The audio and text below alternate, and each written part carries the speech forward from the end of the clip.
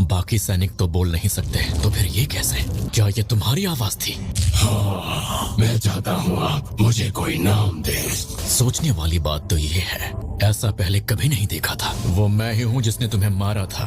आप ही की बदौलत आज मेरा नया जन्म हुआ है। मेरे लिए इससे बड़ी खुशी की बात और कुछ नहीं हो सकती। मुझे एक नया नाम देना।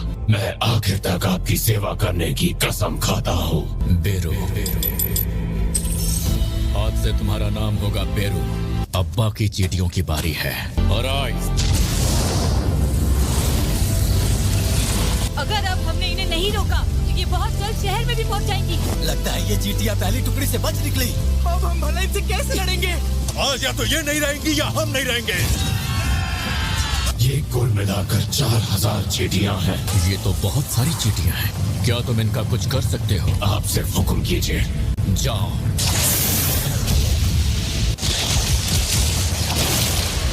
इनकी तादाद तो वाकई काफी ज्यादा है।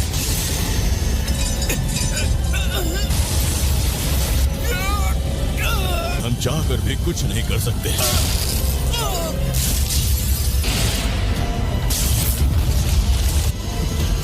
अब उन्हें कोई तकलीफ नहीं होनी चाहिए।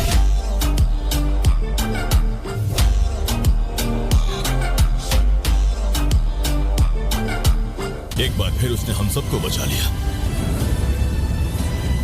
इसके बाद आइलैंड पर जो कुछ बची खुची चींटियां रह गई थी, उनमें से ज्यादातर को इन हंटर्स ने खत्म कर दिया। जिसके बाद हमारे देश के एस रैंक हंटर्स सुरक्षित लौट आए और इसी के साथ जेजू आइलैंड पर हमारी ये चौथी रेड आखिरकार जीत के साथ कामयाब हुई। रेड को खत्म हुए काफी दिन बीत चुके हैं। ये है एस रैंक हंटर जिनवू सन। ये वही हंटर हैं जिन्होंने इस रेड में अहम भूमिका निभाई है। एक मेमोरियल तैयार किया गया है ताकि शहीदों को सम्मानित किया जा सके।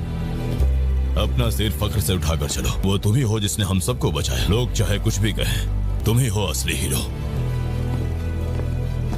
पर सर, आप इस सफाई के काम में कैसे फंस गए? बॉस का मुझे हर एक काम को सौंपने का मतलब है कि वो मुझ पर भरोसा करते हैं। आपको तो इस वक्त श्रद्धांजलि देने जाना चाहिए था। कौन हो तुम? तू यहाँ क्या कर रहा है? बकवास बंद करोगे? तू कौन है मैं नहीं जानता, पर तुझे यहाँ नहीं। इनका शोर मुझे परेशान कर रहा था। ये यकीनन उसी की शक्तियाँ थी। तुमने पता लगा लिया? यहाँ का काम खत्म हुआ। अब वापस चलते हैं। लगता है तुम मुझसे मिलने से कतरा रहे हो। इस इलाके को फिलहाल हम उस पर छोड़ देते हैं। शिकार अपने तय वक्त पर ही शुरू होगा। किसी को बख्शा नहीं जाएगा।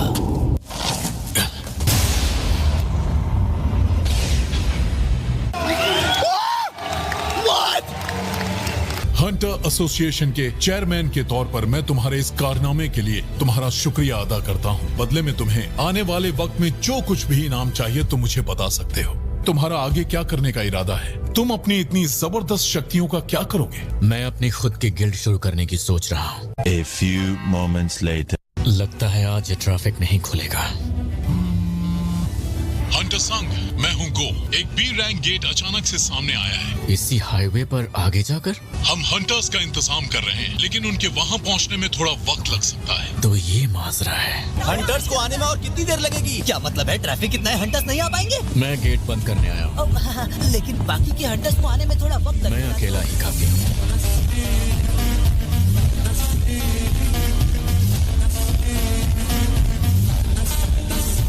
ये क्या हुआ?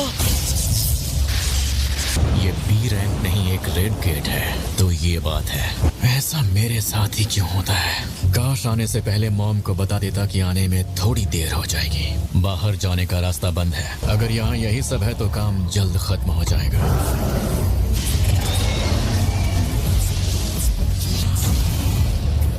मुझे अभी बहुत कुछ सीखना है। इस रेड के बाद एक बात तो साबित हो गई, मुझे और भी ताकतवर बनना होगा। मुझे उसके जैसा हंटर बनना है।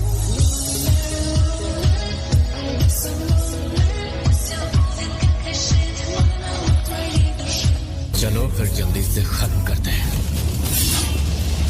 हंटर्स केवल शिकार करने के लिए पैदा होते हैं। हंटर्स को किसी भी वक्त शिकार बनने के लिए तैयार रहना पड़ता है और डंजन्स में सिर्फ ताकतवर जिंदा रहते हैं। यहाँ आप हमेशा मौत से एक कदम दूर होते हैं, क्योंकि इस दुनिया के अंदर शिकारी को शिकार करने में जरा भी देर नहीं लगती। मगर फिर भी एक हंटर लड़ने के लिए हमेशा तैयार रहता है। उनके लड़ने की अपनी अपनी वजहें भी होती हैं। चाहे सामने कितने भी दुश्मन हो, कोई अपने परिवार को बचाना चाहता है, कोई खुद को साबित करना चाहता है, तो कोई अपने आदर्शों को, तो किसी की जंग किस्मत से। वो दुश्मन उससे कितना भी ज्यादा ताकतवर क्यों ना हो, हंटर शिकार करते रहते हैं।